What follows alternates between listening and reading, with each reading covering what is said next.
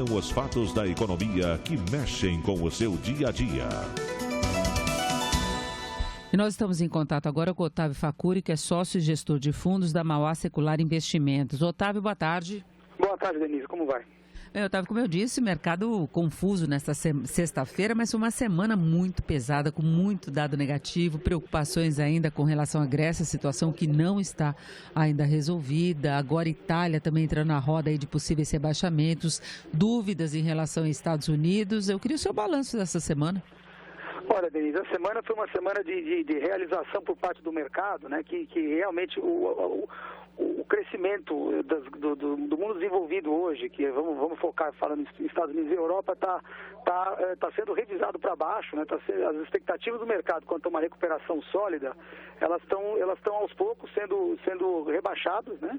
Para uma expectativa de recuperação mais tímida ou em alguns casos, uma recuperação, eu diria assim, fraca para consertar a situação da qual foi colocado depois da crise de 2008, que você precisa crescer para conseguir pagar as dívidas, para conseguir erguer o mundo da situação ruim que foi posta pela crise de 2008. Então, hoje, o cenário de hoje é um cenário de mercado cauteloso, realizando, né, que existem riscos que ainda não foram resolvidos, que não foram endereçados, né?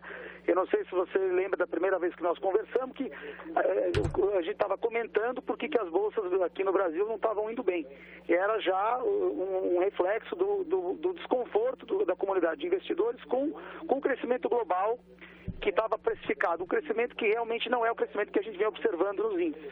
Então, o balanço que eu faço, para resumir, é que a cautela hoje está dominando mais o comportamento dos investidores hoje, por isso que nós estamos vendo bolsas em queda ao longo da semana, e Bovespa testou uma mínima aí de 60 mil e pouco, né? Euro está fora das máximas. Então, o balanço que eu faço é ficar de lado hoje para procurar uma definição melhor para tomar decisões de investimento. E o mercado noticiário deve continuar pesado ainda por mais algum tempo, né, Otávio? Sim, exatamente. Você vê, por exemplo, o caso da Grécia, a gente vê, o mercado piorou com a notícia de que a situação política na Grécia não estava fácil, né? A situação política, o governo vai pedir um voto de confiança no Congresso para ver se na votação o governo é mantido. Por outro lado, a França e a Alemanha que não se entendiam, né, em relação a como operacionalizar o pacote de ajuda para a Grécia, elas parece que se entenderam essa noite, por isso que o euro melhorou um pouco. Porém, esse fim de semana vai haver esse voto domingo na Grécia, que se o governo não tiver o apoio para permanecer no governo, no sistema parlamentarista pode não ter a votação para permanecer no governo, o governo pode cair. A semana que vem a gente está aí esperando saber quem vai ser o novo junta que vai governar, quem vai ser o novo governo que vai negociar o pacote com os países que estão fornecendo, né, os países da União Europeia. Então, a incerteza reside nisso, que você tem o lado dos credores e o lado do devedor, que precisamos saber se o governo vai continuar, né? Por outro lado, você tem outros países que ainda não estão com uma crise de dívida, que é o caso de Itália e Espanha, mas que estão sendo colocados em revisão, porque as perspectivas de crescimento deles estão muito fracas para suportar o nível de dívida que eles têm. A Itália tem um endividamento de 130% do PIB, mas um crescimento zero, digamos assim, até teve esse último trimestre, foi recessão. Então, esse tipo de cenário invoca uma revisão negativa, que é o que está acontecendo hoje por parte das agências de risco. Agora, Otávio, em meio a essas crises todas, dificuldade da economia americana de manter um bom ritmo de crescimento, lá nos Estados Unidos tem um caso mais grave, que é a questão da dívida. Tem um prazo limite? A grande dúvida é essa: o que acontece se o Congresso não ceder? Na verdade, o prazo limite institucional já passou, né? Mas o Tesouro Americano fez provisões, né, para gerar um caixa. Por exemplo, ele fez um colchão de liquidez que permite com que eles consigam cumprir os compromissos até a primeira semana de agosto, né? Até lá espera-se um acordo entre os democratas e republicanos, né? Logicamente, os republicanos querem mais cortes no orçamento para aprovar o aumento para aprovar o aumento do teto de endividamento. Os republicanos querem cortes, né? Querem austeridade, né? E o que se espera é que se chegue a um acordo, mas no meu entender esse acordo não vai vir já, ele deve vir mais para julho, para o poder de barganha dos republicanos ser maior, né? Se por um acaso esse acordo não ocorrer, a evidência que nós temos do que pode acontecer é o que aconteceu em 1995, 96, quando houve o mesmo caso e houve um pequeno shutdown no governo americano naquele momento. Eles cortaram, acho que salários, fizeram demissões ou algum tipo de corte de despesa que foi, acho que foi em professores, eu não sei direito, não lembro direito exatamente o que aconteceu, mas o que acontece é que ele começa a segurar os pagamentos da economia, e isso pode causar um comportamento ruim dos ativos, digamos assim, né?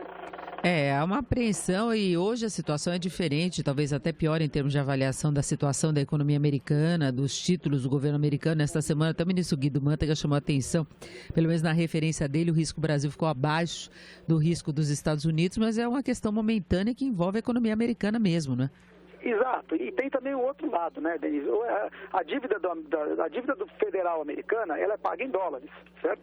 Quer dizer, a única entidade no mundo hoje que não precisa ter dinheiro para pagar a própria dívida é o governo americano, porque ele paga em moeda. A moeda dele, certo? Ele tem a moeda dele. Se eu tenho uma dívida em dólar, eu preciso comprar dólar para pagar essa dívida. Eu não fabrico dólar. O governo americano ele paga na própria moeda dele. Então, realmente, para você ter um default de um país que toma dinheiro emprestado na própria moeda, eu quero deixar isso bem claro para os ouvintes, para você ter um default de um país que toma dinheiro na própria moeda, é exclusivamente uma questão política. É uma questão do Congresso, das autoridades falarem, não quero pagar, não quero, não posso, não devo, mas não é uma questão econômica, porque não é uma questão de faltar dinheiro. Eles têm os dólares, ele não está pagando em ouro, não está pagando com nada que não seja uma coisa que ele possa... Ele paga com a própria moeda que ele imprime, né? Então, no caso dos Estados Unidos, se ele continuar pagando a dívida com os dólares que ele imprime, sem gerar inflação, não vai haver uma crise de dívida americana, porque se você recebe numa moeda que não perde poder de compra, você aceita emprestar para um país. Agora é aguardar os próximos capítulos dessas novelas todas, né? Exatamente. O problema é que isso causa tensão nos investidores, porque se você impuser ao governo um corte de gastos, um corte de despesas que não estava na conta dos agentes financeiros, você tem uma perspectiva de menor crescimento ainda, né? Que ficou bem claro no começo do ano, que o que ajudou os Estados Unidos na recuperação, ficou bem claro no final do ano passado, no começo desse ano, foi o déficit fiscal, e eles decidiram fazer um déficit de $1 trilhão a mais no final do ano passado. Isso ajudou esses primeiros trimestres de crescimento, apesar de não ser os 4% ou 3,5% que o mercado esperava, foi 1,8%. Sem o déficit, poderia não ter sido nem isso, né? Então, a perspectiva fica difícil, fica confuso por causa disso, na minha opinião. Tá certo, ouvimos o Otávio Facuri, que é sócio e gestor de fundos da Mauá Secular Investimentos. Otávio, muito obrigado, uma boa tarde. Boa tarde, Denise. Até a próxima. Economia Agora. Hoje o FMI anunciou aqui no Brasil uma revisão das projeções de crescimento da economia brasileira.